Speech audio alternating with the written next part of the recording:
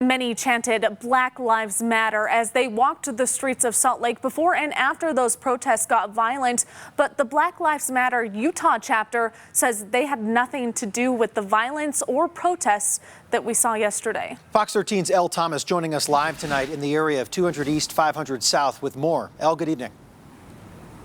Yeah, hey, Brian and Kirsten. So as you just saw, this entire area downtown locked down from State Street to 3rd East and then from 5th South all the way to 4th South, just completely locked down by lots of police presence over here following that protest. Now, despite those chants that you were just mentioning, Black Lives Matter says they had nothing to do with the events that took place here last night. Here's what they had to say. Black Lives Matter Utah did not hold a protest yesterday. We did not hold or plan a protest yesterday. The narrative around this is disturbing. We have seen the damage in Salt Lake City. We have heard people blaming us for that damage. We have not seen people care about Black lives as much as they care about damage to buildings. On the other hand, we saw a crowd of thousands of people yesterday.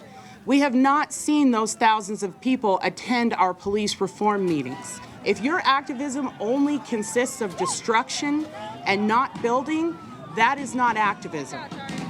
That is also not what this movement is about. This movement, the Black Lives Matter movement, has never been about inciting violence and destroying property. This movement has always been about fighting against police violence and fighting for Black lives. And when we say that Black Lives Matter, we are not saying that our lives matter more or the most. We are saying that our lives matter because they do. Lex said she encourages people who want to help cultivate change to join them in their efforts to fight for reform. You can find more information on their website, blacklivesmatterutah.com. Live in Salt Lake City, Elle Thomas, Fox 13 News, Utah. Elle, thank you. Today, the group Utah's Against Police Brutality released a statement about the violence. The statement reading in part, "This is what happens when elected officials, police departments, and leaders ignore the constant call for justice in the U.S.